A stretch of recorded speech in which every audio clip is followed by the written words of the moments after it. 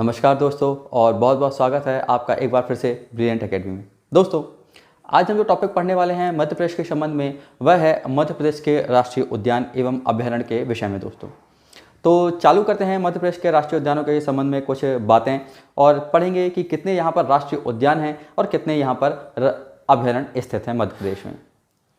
राष्ट्रीय उद्यानों के संबंध में मैं पहले भी आपको एक बात बता चुका हूँ, वह ये कि राष्ट्रीय उद्यानों की स्थापना आरक्षित वनों में की जाती है। दोस्तों, जब हमने वनों का वर्गीकरण पढ़ा था तब मैंने आपको बताया था कि आरक्षित वन, संरक्षित वन या अवर्गीकृत वन कितने प्रकार के वनों का वर्गीकरण होता है। तो उसी प्रकार से आरक्षित वनों में राष्ट्रीय उद्यानों की स्थापना की जाती है। आगे बढ़ते हैं। मध्य प्रदेश में वर्तमान में 11 राष्ट्रीय उद्यान एवं 31 वन्य अभयारण्य है। दोस्तों, इसी श्रृंखला में आगे बढ़ते हैं।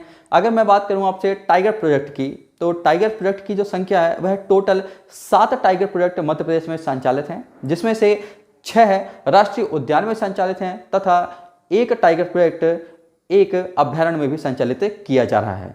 तो इस प्रकार से total 7 tiger project Madhya Pradesh में काम कर रहे हैं। चलिए अब हम बढ़ते हैं मध्य प्रदेश के पहले राष्ट्रीय उद्यान की ओर, और जो है कान्हा केसरी राष्ट्रीय उद्यान। कान्हा केसरी राष्ट्रीय उद्यान के क्षेत्र की हम बात करें तो इसका क्षेत्र का विस्तार है मंडला एवं बालाघाट जिले में, यानी कि यह मंडला और बालाघाट जिले की सीमा तक फैला हुआ है, या इसका विस्तार इन 2 जिलों तक है। दोस्तों, अगला पॉइंट की मैं बात करूं इसके क्षेत्रफल की। मध्य प्रदेश में कान्हा केसरी राष्ट्रीय उद्यान का क्षेत्रफल जो है वह है 940 वर्ग किलोमीटर का। ध्यान रखिएगा, 940 वर्ग किलोमीटर का यह क्षेत्रफल है, तथा अपने इसी क्षेत्रफल के साथ यह मध्य प्रदेश का सबसे बड़ा एवं सबसे पहला राष्ट्रीय उद्यान घोषित किया है। दोस्तों, बात करेंगे अगले पॉइंट की। साल 1933, याद रखिएगा, वर्ष 1933 में यह एक अभयारण्य के रूप में स्थापित किया गया था। आगे चलकर वर्ष 1955 में 1955 में इसको एक राष्ट्रीय उद्यान का दर्जा दिया गया, यानी कि यह एक राष्ट्रीय उद्यान बन गया। दोस्तों, आगे चलकर मैं बात करूं इसमें टाइगर प्रोजेक्ट के संबंध में, यानी कि टाइगर प्रोजेक्ट भी यहां पर संचालित किया जा रहा है, तथा टाइगर प्रोजेक्ट की जो शुरुआत है वह 1974 में की गई। दोस्तों, टाइगर प्रोजेक्ट के संबंध में आपको एक मुख्य बात याद रखनी है, वह ये कि भारत में टाइगर प्रोजेक्ट की जो शुरुआत है वह 1974 में की गई, तथा जिस राष्ट्रीय उद्यान में इसकी शुरुआत हुई थी वह था कान्हा केसरी राष्ट्रीय उद्यान, यानी कि कान्हा केसरी राष्ट्रीय उद्यान से ही टाइगर प्रोजेक्ट की शुरुआत हुई है। आगे अगर आपसे जनक के बारे में पूछें, भारत में टाइगर प्रोजेक्ट के जनक की बात करें तो वह है कैलाश सांखिल या कैलाश सांखला भी इनका नाम जानने को मिलता है। पूरे विश्व में अगर बात करें तो गैरी मैनफोर्ड, नाम याद रखिएगा, गैरी मैनफोर्ड पूरे विश्व में टाइगर प्रोजेक्ट के जनक के रूप में माने जाते हैं। अब मुख्य रूप से हमको 3 डेट याद रखनी है। पहला 1933 एक अभयारण्य का स्वरूप, दूसरा 1955 नेशनल पार्क बना, और तीसरा 1974 जब इसमें टाइगर प्रोजेक्ट की शुरुआत हुई, और यह सबसे बड़ा एवं सर्वप्रथम राष्ट्रीय उद्यान घोषित भी है मध्य प्रदेश का। चलिए बढ़ते हैं टाइगर प्रोजेक्ट के संबंध में, और कुछ बातें हम चर्चा करेंगे, और वह ये कि इसी टाइगर प्रोजेक्ट के तहत इस राष्ट्रीय उद्यान में पार्क इंटरप्रिटेशन योजना लागू की गई है, जो कि अमेरिका के सहयोग से संचालित है। दोस्तों, अब यह पार्क इंटरप्रिटेशन योजना क्या है? इस योजना का मुख्य उद्देश्य क्या है कि इस राष्ट्रीय उद्यान में जो विभिन्न प्रजाति के पशु, पक्षी, जलचर जितने भी जीव यहाँ पर स्थित हैं, तो उन सबका आपस में सहसंबंध, और सहसंबंध के साथ उनका रहन सहन, उनकी दिनचर्या, वह किस प्रकार से अपना व्यवहार कर रहे हैं, इन सब का अध्ययन इस पार्क इंटरप्रिटेशन योजना के तहत किया जा रहा है। बढ़ते हैं अगले पॉइंट की तरफ। इसी राष्ट्रीय उद्यान में हालो एवं बंजर घाटी भी 2 संरक्षित क्षेत्र स्थित हैं। ये पॉइंट नोट करना है दोस्तों कि हालो और बंजर घाटी का, क्योंकि प्रश्न पूछा भी गया है एमपीएससी में, तो हालो एवं बंजर घाटी कहां पर स्थित है, इस प्रकार का प्रश्न आया था, तो ध्यान देना है। हालो एवं बंजर घाटी कान्हा केसरी राष्ट्रीय उद्यान में ही स्थित है। अगला पॉइंट की तरफ बढ़ते हैं, और जो काफी इंपॉर्टेंट है, और वह ये कि यहाँ पर ब्रैडरी प्रजाति का बारहसिंगा पाया जाता है। कई बार प्रश्न आया है, ध्यान देंगे, कान्हा केसरी राष्ट्रीय उद्यान में ब्रैडरी प्रजाति का बारहसिंगा पाया जाता है, जो कि मध्य प्रदेश का एक राजकीय पशु भी है। राजकीय पशु मध्य प्रदेश का क्या है? बारहसिंगा ब्रैडरी प्रजाति का। चलिए अब इस बारहसिंगा के विषय में एक महत्वपूर्ण बात हमको ध्यान देनी है और वह ये कि वर्ष 2017 में, साल 2017 में कान्हा कृषि राष्ट्रीय उद्यान भारत का पहला ऐसा राष्ट्रीय उद्यान बन गया है जिसने अपने राष्ट्रीय उद्यान के लिए एक मस्कट या शुभंकर तैयार किया है। यानी कि इसने अपना एक शुभंकर तैयार करने वाला भारत का पहला राष्ट्रीय उद्यान बन गया है और इसका जो शुभंकर है वह है भूर सिंह, नाम याद रखिएगा, भूर सिंह द बारहसिंगा। भूर सिंह बारहसिंगा का ही नाम है, जो कि मध्य प्रदेश का राजकीय पशु भी है भूर सिंह। तो इसी का उन्होंने मस्कट तैयार किया है या उसी का उन्होंने शुभंकर तैयार किया गया है। अब इस शुभंकर को तैयार करने वाले जो व्यक्ति हैं, जो कार्टूनिस्ट हैं जिन्होंने इसका चित्रण किया है, उनका नाम है रोहन चक्रवर्ती। ये नाम आपको याद रखने हैं। चलिए बढ़ते हैं अब अंतिम पॉइंट की ओर कान्हा कृष्टि के, और वह ये कि इसी राष्ट्रीय उद्यान में एक हवाई पट्टी भी निर्मित है। तो याद रखना है, प्रश्न पूछा भी गया है आपका कि किस राष्ट्रीय उद्यान में हवाई पट्टी निर्मित है, तो कान्हा कृष्टि राष्ट्रीय उद्यान में हवाई पट्टी भी निर्मित है। बढ़ते हैं दूसरे राष्ट्रीय उद्यान की ओर और जो है पन्ना राष्ट्रीय उद्यान।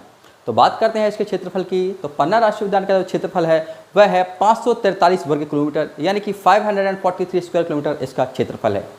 बात करें इसके सीमा के विस्तार की, तो दो जिलों में इसका सीमा का विस्तार है, वह है पन्ना तथा दूसरा है छतरपुर।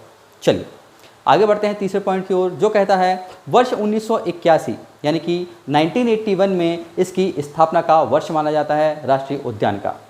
बात करेंगे टाइगर प्रोजेक्ट के संबंध में, तो वर्ष 1994 से यानी कि 1994 से इसमें टाइगर प्रोजेक्ट को संचालित किया जा रहा है। ये दोनों वर्ष आपको याद रखने हैं दोस्तों, एक है 1981 तथा दूसरा 1994। बढ़ते हैं पांचवें पॉइंट की तरफ, और पांचवा पॉइंट हमसे कहता है कि पन्ना जो क्षेत्र है या पन्ना राष्ट्रीय उद्यान है, इस क्षेत्र को राष्ट्रीय उद्यान के अलावा एक जैव मंडल के रूप में भी हम जानते हैं, यानी कि यह एक बायोस्फीयर रिजर्व क्षेत्र के रूप में भी मान्यता प्राप्त है दोस्तों। अगला पॉइंट हमसे कहता है पन्ना राष्ट्रीय उद्यान में एक रेप्टाइल्स पार्क का भी निर्माण किया गया है, यानी कि यहाँ पर रेंगने वाले जीवों का संरक्षण किया जाता है। बढ़ते हैं सातवें पॉइंट की ओर, और जो बताता है कि यह मध्य प्रदेश का दूसरा सबसे बड़ा पार्क है कान्हा कृष्टि राष्ट्रीय उद्यान के बाद, तथा यहाँ पर सर्वाधिक संख्या में जो जीव देखने को मिलते हैं वह है जंगली भैंसे। ये सर्वाधिक यहीं इसी राष्ट्रीय उद्यान में देखने को मिलते हैं दोस्तों। अगला राष्ट्रीय उद्यान जो हमको पढ़ना है वह है सतपुड़ा राष्ट्रीय उद्यान।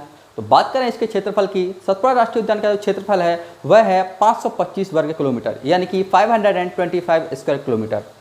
बात करें इसके क्षेत्र के विस्तार की, तो यह होशंगाबाद जिले के अंतर्गत आता है। इसके स्थापना वर्ष की हम बात करें तो इसकी स्थापना का जो समय है वह है वर्ष 1981, यानी कि 1981 में इस राष्ट्रीय उद्यान की स्थापना की गई थी। टाइगर प्रोजेक्ट की मैं बात करूं तो टाइगर प्रोजेक्ट यहाँ पर संचालित हो रहा है वर्ष 2000 से।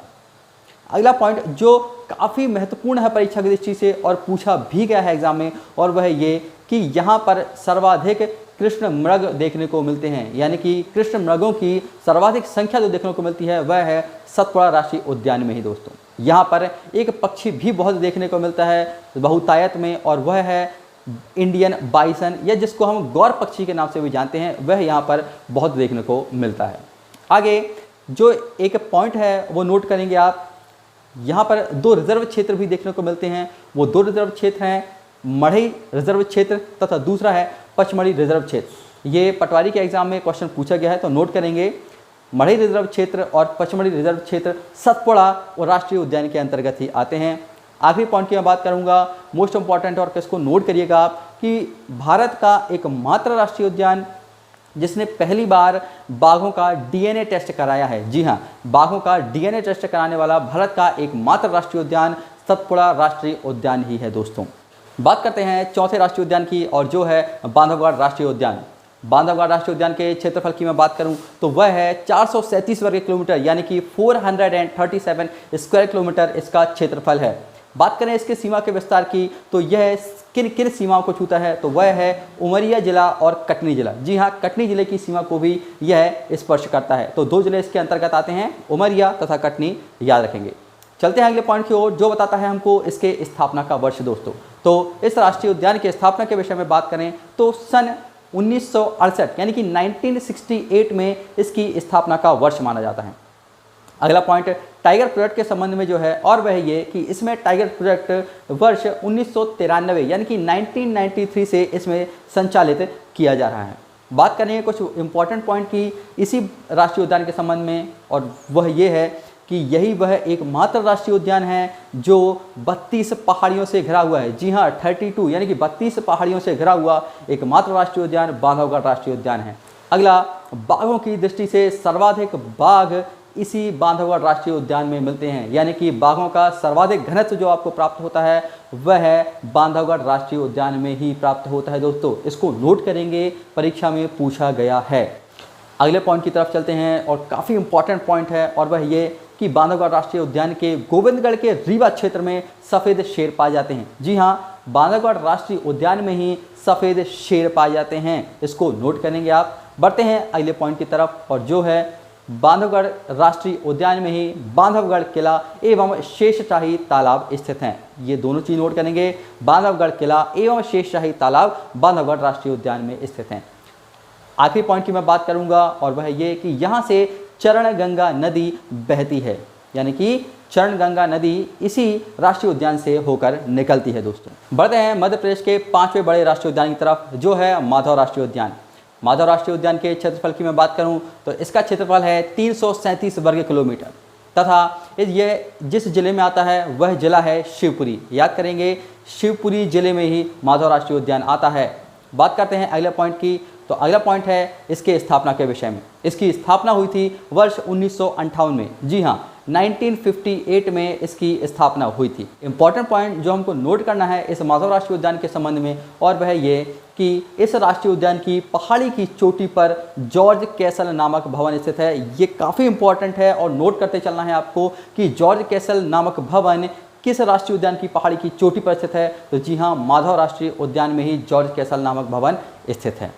अगले पॉइंट की मैं बात करूं, माधव राष्ट्रीय उद्यान Agra Mumbai national highway 3, note करेंगे, आगरा मुंबई नेशनल हाईवे 3 पर स्थित है। ये प्रश्न भी पूछा गया है व्यापम के एग्जाम में, तो नोट करेंगे कि आगरा मुंबई नेशनल हाईवे 3 पर आपका माधव राष्ट्रीय उद्यान स्थित है। आखिरी पॉइंट नोट करेंगे, काफ़ी इंपॉर्टेंट है और कई बार इसमें किताबों में दिया भी नहीं रहता है, इसको आप नोट कर चलिए। सांख्य सागर झील, जी हाँ, सांख्य सागर झील माधव राष्ट्रीय उद्यान में ही स्थित है दोस्तों। बढ़ते हैं अगले राष्ट्रीय उद्यान की ओर, जो है पेंच राष्ट्रीय उद्यान।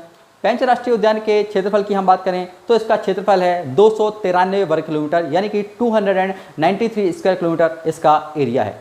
यह क्षेत्र की हम बात करें इसके, यानी कि किन जिलों में इसका विस्तार है, तो वह जिले हैं सिवनी एवं छिंदवाड़ा। ये 2 जिलों की सीमा को स्पर्श करता है दोस्तों।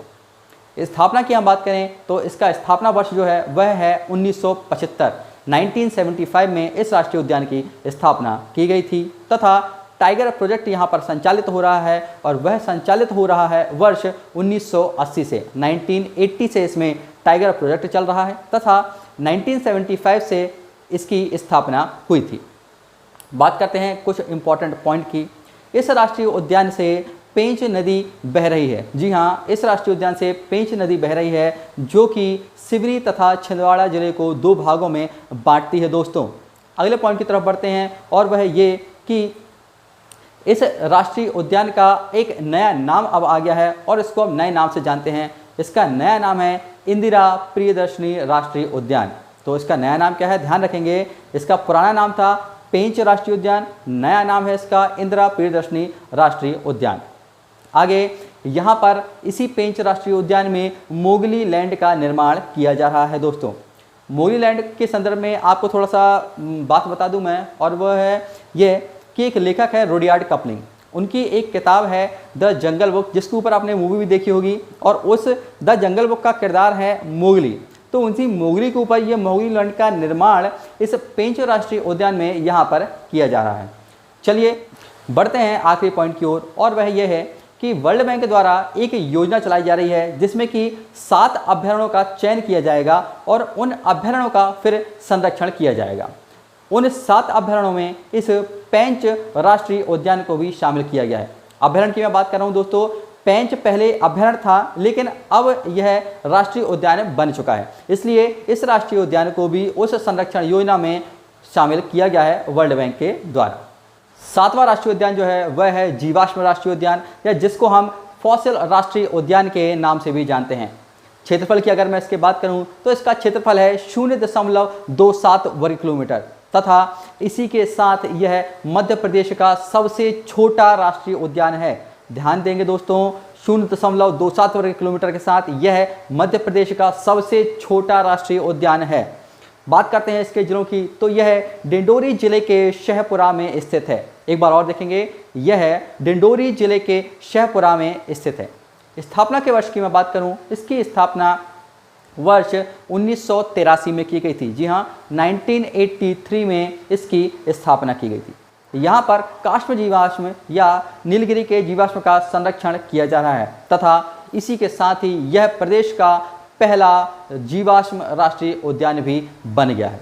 बात करते हैं 8वें राष्ट्रीय उद्यान की, जो है संजय राष्ट्रीय उद्यान, या जिसको आप डुबरी या डोबरा राष्ट्रीय उद्यान के नाम से भी जानते हैं। इसके क्षेत्रफल की अगर मैं बात करूं आपसे, इसका क्षेत्रफल है 466 वर्ग किलोमीटर, यानी कि 466 स्क्वायर किलोमीटर इसका एरिया है तथा यह राष्ट्रीय उद्यान सीधी जिले के अंतर्गत आता है। बात करूं अगर मैं वर्ष 1981 की, तो 1981 में यह एक अभयारण्य के रूप में था। आगे चलकर 1983 में इसको राष्ट्रीय उद्यान के रूप में स्थापित किया गया। इसी क्रम में आगे चलेंगे, वर्ष 2008 से इसमें टाइगर प्रोजेक्ट संचालित किया जा रहा है। दोस्तों, आखिरी पॉइंट नोट करना है और वह ये कि संजय राष्ट्रीय उद्यान का अधिकांश भाग अब छत्तीसगढ़ में चला गया है। तो याद करना है आपको कि इसका कुछ भाग छत्तीसगढ़ राज्य में भी है तथा कुछ हिस्सा इसका मध्य प्रदेश राज्य के अंतर्गत भी आता है। बढ़ते हैं अगले राष्ट्रीय उद्यान की ओर, जो है वन विहार राष्ट्रीय उद्यान। बात करूं अगर मैं इसके क्षेत्रफल की, तो इसका क्षेत्रफल है 4.45 वर्ग किलोमीटर। किस जिले में स्थित है, तो यह भोपाल जिले में स्थित है आपका वन विहार राष्ट्रीय उद्यान। बात करते हैं इसके स्थापना के वर्ष की। इसका स्थापना जो हुई थी वह हुई थी सन 1979 में, यानी कि 1979 में इसकी स्थापना हुई थी। आगे इसी राष्ट्रीय उद्यान में एक सर्प उद्यान का भी निर्माण किया गया है, जहां पर आपको विभिन्न प्रजातियों के बहुत सारे सर्प देखने को मिल जाएंगे। अगले पार्ट में हम बात करेंगे, इस राष्ट्रीय उद्यान को ISO सर्टिफाइड किया गया है, यानी कि ISO द्वारा इस राष्ट्रीय उद्यान को प्रमाणित भी किया जा चुका है। बढ़ते हैं आखिरी पॉइंट की तरफ, और वह यह है कि प्रदेश का एकमात्र लार्ज जू यानी कि विशाल चिड़ियाघर वन विहार राष्ट्रीय उद्यान में ही स्थापित किया गया है। दोस्तों, बढ़ते हैं अगले राष्ट्रीय उद्यान की ओर, जो है डायनासोर जीवाश्म राष्ट्रीय उद्यान। बात करें इसके क्षेत्रफल की, तो इसका क्षेत्रफल है 89.44 वर्ग किलोमीटर, यानी कि 89.44 स्क्वायर किलोमीटर इसका एरिया है। जिले की मैं बात करूं तो यह धार जिले के अंतर्गत आता है, यानी कि धार जिले में इसकी स्थापना की गई है। स्थापना के वर्ष की मैं बात करूं तो इसकी स्थापना दिसंबर 2010 में की गई थी। अब इसके नाम से स्पष्ट है जैसा कि दोस्तों कि यहाँ पर धार के क्षेत्र में डायनासोर के अंडों के अवशेष प्राप्त हुए थे, तो उन्हीं अवशेषों को यहाँ पर संरक्षण या संरक्षित किया जा रहा है तथा आगे चलकर इसी पार्क को एक नेशनल डायनासोर पार्क बनाने की योजना भी कार्यान्वित की जा रही है। ये बिल्कुल उसी तरह का पार्क होगा दोस्तों। अगर आपने मूवी देखी होगी जुरासिक पार्क, तो बिल्कुल जुरासिक पार्क की शक्ल में ही इस जीवाश्म राष्ट्रीय उद्यान को कायाकल्प करने का प्रयत्न किया जाएगा। दोस्तों, बढ़ते हैं अंतिम राष्ट्रीय उद्यान की ओर, जो है ओंकारेश्वर राष्ट्रीय उद्यान। ओंकारेश्वर राष्ट्रीय उद्यान जो है वह वर्तमान में अभी पूर्ण रूप से स्थापित नहीं हो सका है, तो उसके कुछ इंपॉर्टेंट पॉइंट जो है वो मैं आपको यहाँ पर बता के चलता हूँ। यह खंडवा जिले के अंतर्गत, यानी कि खंडवा जिले में इसको स्थापित किया जा रहा है तथा वर्ष 2004 से इसकी स्थापना की योजना चल रही है। एवं इसके हम क्षेत्रफल की अगर मैं बात करूं तो यह लगभग 294 वर्ग किलोमीटर के क्षेत्रफल पर इसको स्थापित करने की योजना कार्यान्वित की जा रही है। तो यही बस पॉइंट है ओंकारेश्वर राष्ट्रीय उद्यान से संबंधित।